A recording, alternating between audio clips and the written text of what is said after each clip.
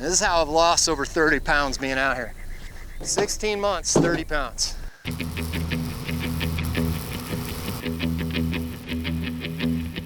The way I define homesteading is living a lifestyle of self-sufficiency.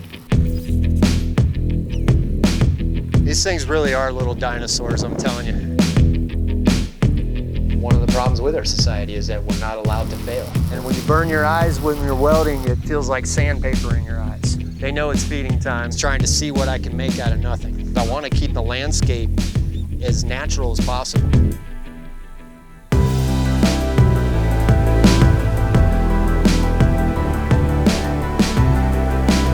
Those cows can consume like 40 gallons of water apiece. My ultimate goal is to have a self-sustainable homestead. My name is Dwayne, and I'm an off-grid homesteader.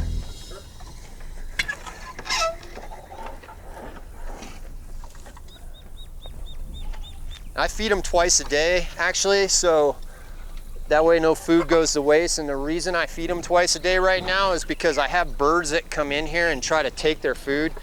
And sometimes I do this, not to be mean, but actually I'll pick them up and just inspect them, make sure that they don't have any issues. But it's very important to handle them early when they're babies, otherwise they won't let you do this. So in the summertime, you'll see these two trays here, and they seem like they're just in here for no reason, but really, chickens cool themselves through their feet. So what you'll do is we'll put water in here, and then they can come here during the day when it's really hot, and they can actually come in here and cool their feet that way. And they'll also dig little burrows in the ground, and they'll ruffle in there, and you'll see them doing that throughout the day too to keep cool. But now it's cooler, so we don't have it filled with water, but that's what it's for. I am building a homestead from the ground up. I am building completely off-grid, and I tried to build everything with as many alternative building materials as possible. As you guys know and can tell that I like to use pallets for a lot of our structures out here, and when you use the deck boards from the pallets, you get left with all these stringers here. The biggest thing that I've found a use for, which it's not a secret, people have been doing this for a long time, are pallets. A small business will get orders on pallets. They don't have a way to get rid of these pallets, and so they'll be more than happy for you to come and get them. This was also built out of pallets, so you know, nothing goes to waste out here. I call them adult Legos because you literally can use them like Legos. 1,500 square feet roughly, and this is all made out of pallets and just logs, mesquite logs from the property. I actually had to stop taking pallets because I was getting so many of them and I couldn't keep up. I literally used to go to the dumpsters at construction sites, and I would pull 10-foot pieces of pipe out of the garbage. I would pull half sheets of OSB. PVC piping and stuff like that was picked up at construction sites. Get tons of these in my wash, and I can make stuff out of this. I'm gonna make a door handle out of these today. Those doors we got on Craigslist, that was a free window. I have a bunch of those that I picked up on Craigslist. Got these windows here on Facebook Marketplace for free. This gate someone gave to me. All this metal here is scrap metal. With a house, for example, is you're not allowed to use partial pieces for the siding on a house, for example. So companies will just throw it in the garbage because it's quicker. I saw that as very problematic for me, just on my own conscience, when I started building out here and realizing that there's a better way to do it that may take longer, and I might have to put more effort into it and more sweat equity, but the end result is something that I used almost every piece of the material I could. So what you're looking at here is the beginning of my farm, and very humble beginnings here. All of this garden is made to keep the cows out. That's why this is built this way. So it keeps the cows from coming in here and eating up all of our greens. If you're wanting to start eating healthy and you don't want to wait for your crops to grow to full term, microgreens. I think growing your own food is something that everybody should know how to do. And I think whether you live in an apartment, or you live in a house, or you live in a homestead, because when I lived in suburbia, in a HOA neighborhood, I grew trays and trays of microgreens inside my dining room in a very small space. So it can totally be done. Basically, you think of microgreens as the baby version of any adult vegetable. So when those grow up, those will be full broccoli plants. But what scientists have told us is that Microgreens contain anywhere from 10 to 60 times the amount of nutrients per weight as the adult version. So you get the best bang for your buck, and they're done within less than 2 weeks. These are ready to go. So what I can do is I can take these into the kitchen, just take a pair of scissors, cut off what I want. And you can see here what I do with these cups, right? All I do is I have the holes in the cups. But yeah, you can see the roots are coming down through here now, and basically these are just little flood trays down here. So they just sit and they'll suck up as much water as they need, and I can keep these growing out here for as long as I needed to.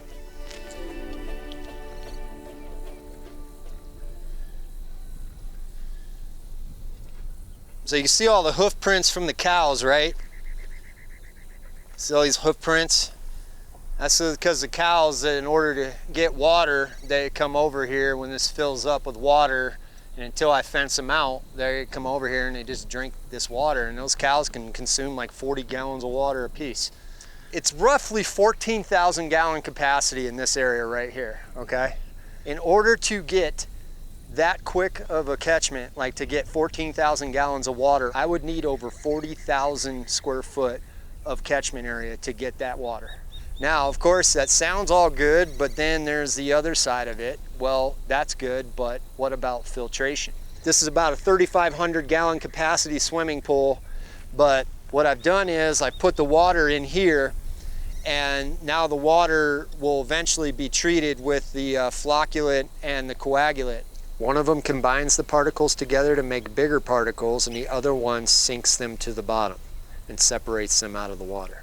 And this is still separating, but you can see at the bottom of this, the flocculant has helped to sink all the big particles that are in the water down to the bottom. And then you can use testing strips to finalize that to make sure that your water's safe.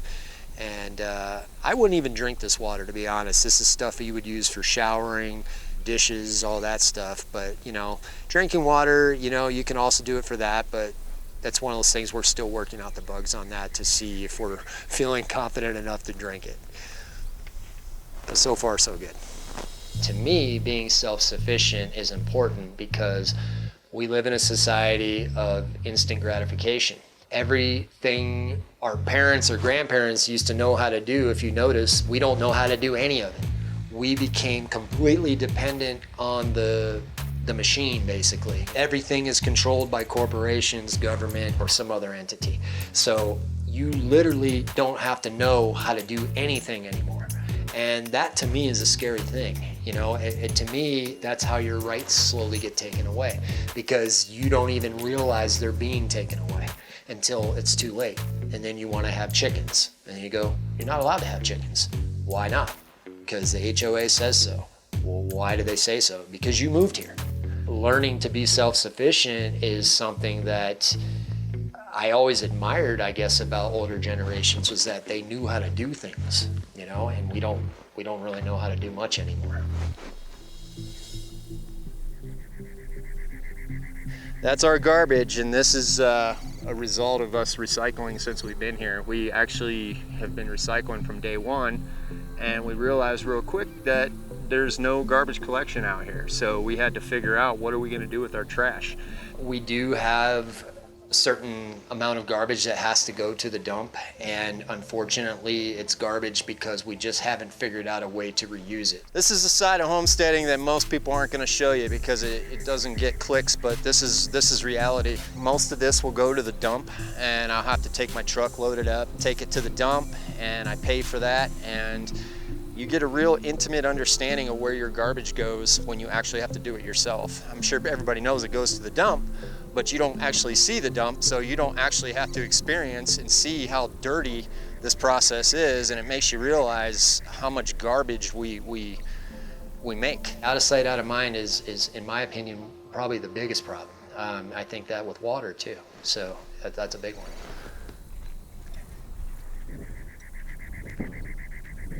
So it's probably the most unique part of my property, is that I have a train that runs through my parcel. Yeah, the train itself is something that neither my wife or I thought we were going to deal with. We decided to give it a try, and now that we've been out here for 16 months now, it doesn't bother us at all. So in a way, it keeps people away. So I kind of like that. I have about 5 acres between where that train is right there and this track right here. The reason I got land wasn't because I couldn't do this in my backyard to a certain degree. I spend 90% of my time in less than 2,000 square feet. I will say it's definitely a misconception that you have to have land to homestead. Yeah, it's a good girl. Yes, a good girl. Yes. One of the things you'll notice when you're out here is that I have probably 7 or 8 projects going on at once. This is a pallet shed, or was a pallet shed. Eventually this is going to be a hydroponic grow room. Like you'll see, most of the projects here are 75% complete, 50% complete. It's by design actually, because what I found it does a couple things. Number one, keeps me from getting stale. I like to jump from project to project, and then sometimes I'll get stuck on something where I will say, you know, I don't know if I necessarily want it done this way. So I'm gonna think about it for a while. Slowly but surely, I see all of these things getting done. And so it works for me. It may not work for everybody, but for me, that's how I operate out here. All right, so as you can see here, this is my special garden. And this garden here is very important to me because this is kind of what I use for my medication. I don't do it a lot, but I do it enough to where it's worth growing my own. Growing your own is actually really neat because you can control the whole process, just like with any vegetable or produce or herb. I make sure that nothing's been sprayed here. Everything's growing in natural dirt.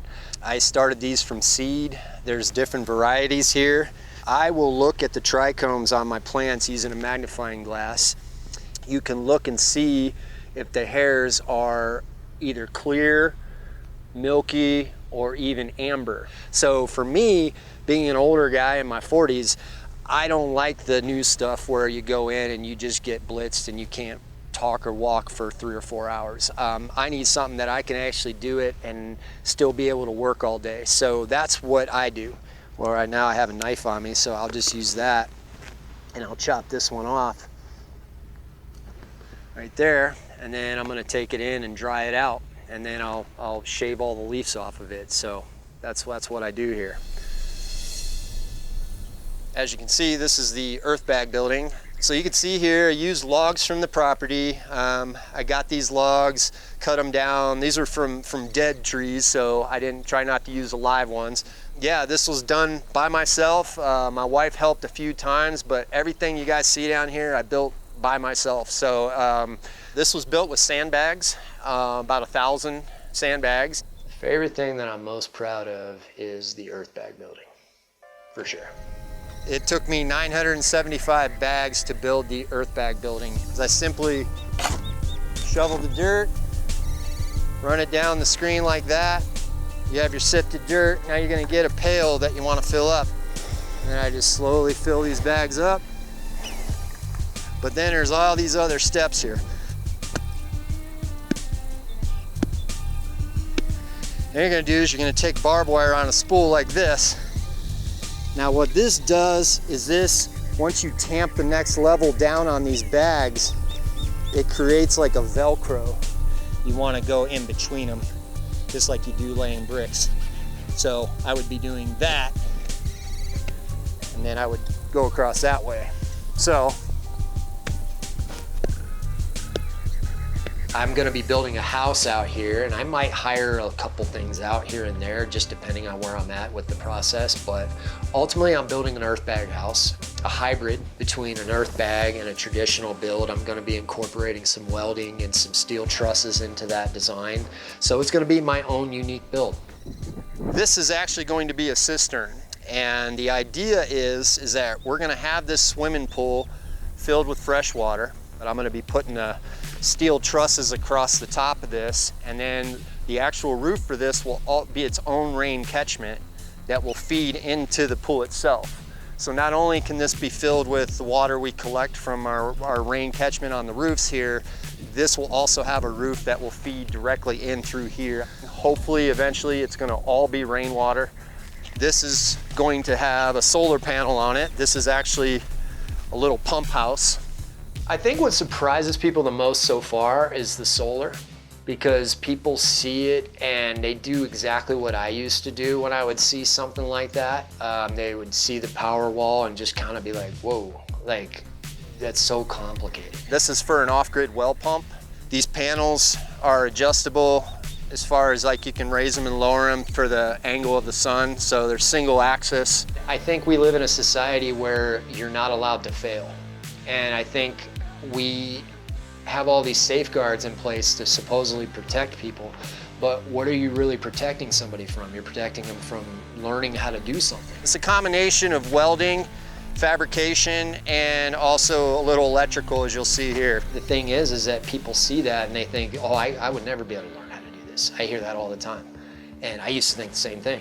But, you know, after using YouTube and learning and talking to an electrician and doing the research, you figure it out. All right, so this hole right here, I dug this out with a backhoe just recently.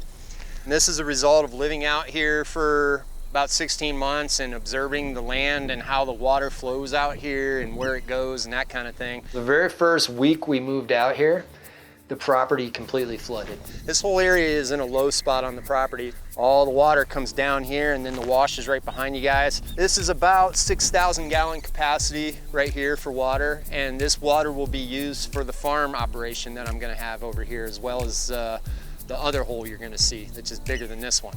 It was almost like a welcome from the property to me, say welcome to living off grid. And, you know, and I thought I had every plan figured out. So, you know, it was one of those things that it made me quickly learn to respect the weather, and I respect nature, you know, because these monsoons are no joke out here. When we first moved out here, we were in the middle of a drought, and the drought had went on for years, and this whole property looked like scorched earth. I mean, it was completely dirt, if you can imagine that. All those trees were dead.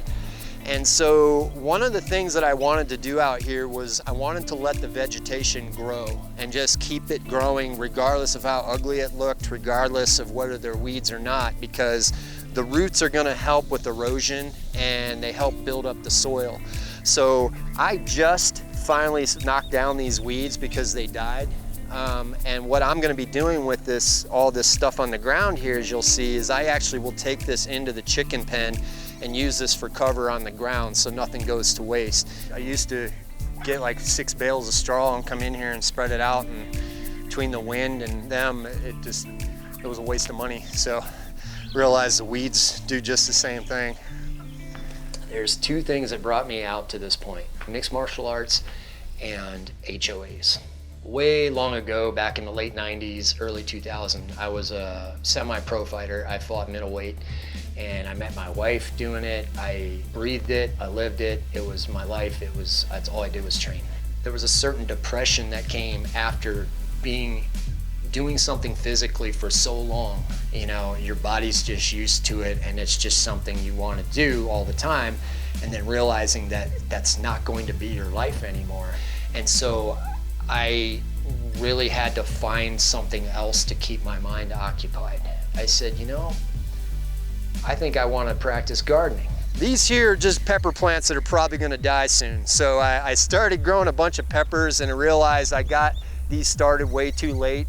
And so these here are kind of hanging on for dear life. I failed at it, but I kept doing it, and I just kept doing it.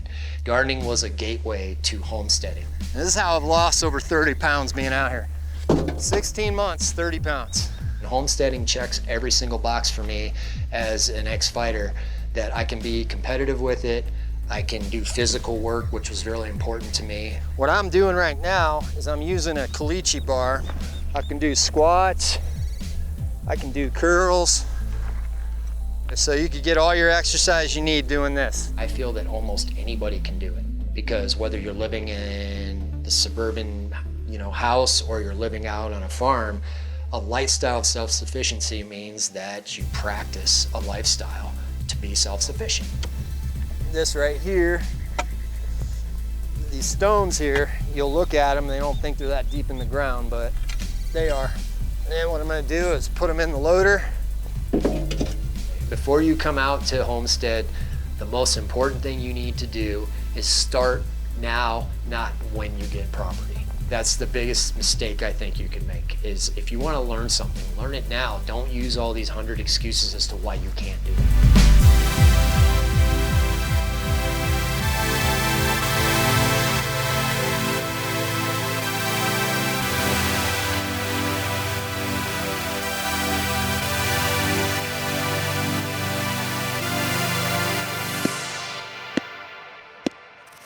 Thanks for watching. We hope you enjoy our videos as much as we enjoy making them. Unfortunately, many of our videos don't earn enough YouTube revenue to afford the cost of production. But if you like our content, the best thing you can do is directly support it on Patreon. Plus, you'll get access to behind-the-scenes vlogs and commentary. If you're looking for something more in return, check out paragraphic.io, where you can buy our other products and services. Alternatively, you can shop our Amazon storefront for our favorite equipment recommendations. Also, make sure to check out Boca, where you can find high-quality supplements like lion's mane and reishi mushroom capsules at really great prices. And finally, consider signing up to Multitude, a platform where everyone can upload and monetize their content.